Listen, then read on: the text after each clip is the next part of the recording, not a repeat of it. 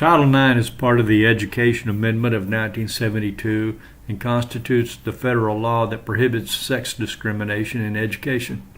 Its effect has been felt on every school campus in the United States for 45 years. Title IX consists of an amendment to the Higher Education Act of 1965, legislation which had been prompted by Southern states' opposition to the Civil Rights Act of 1964.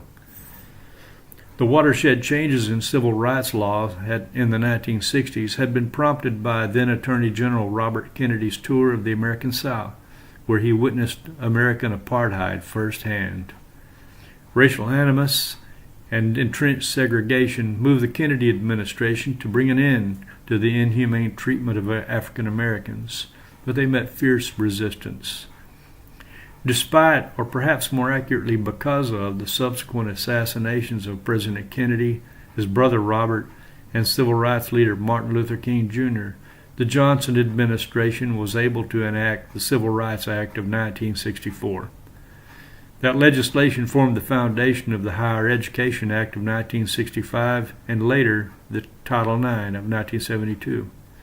Enforcement of Title IX relies on the threat of withholding federal funds from over 20,000 educational institutions nationwide. To those of us familiar with sports in the United States, it comes as no surprise that the enactment of Title IX was intended to redress the long-standing inequity between male and female sports in the nation's schools. Records from 1972 show that 170,000 males participated in NCAA sports that year, compared to only 30,000 females. Title IX was designed to correct this imbalance and has been a great success. Female participation in college sports grew from 30,000 in 1972 to more than 150,000 today.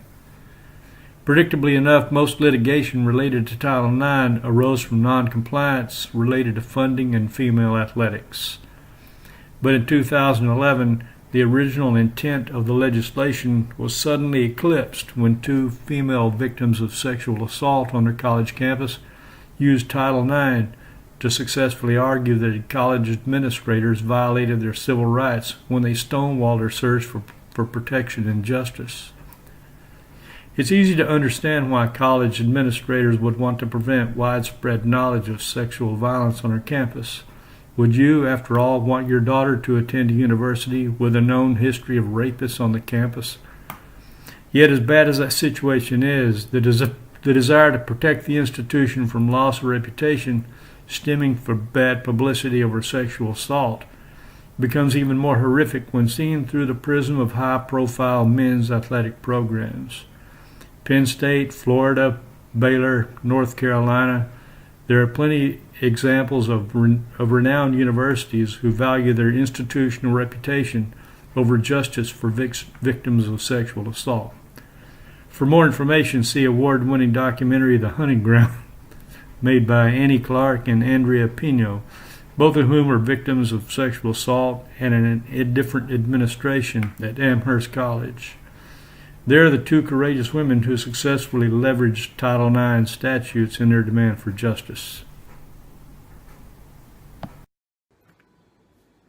In 2014, the Office of Civil Rights under the Obama administration sought to establish safer campuses by sending out the so-called Dear Colleague letter. The letter stated that it's the responsibility of institutions of higher education to take immediate and effective action to end sexual harassment and sexual violence. With this move, the administration expanded gender protection to include transgender students as well.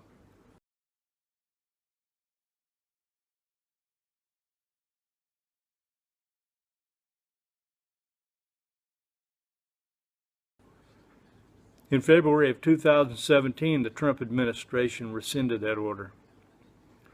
It's clear that the culture wars, including LGBTQ rights as well as the male-female binary, are an ongoing source of conflict in the United States, and that we as educators must keep abreast of those changes.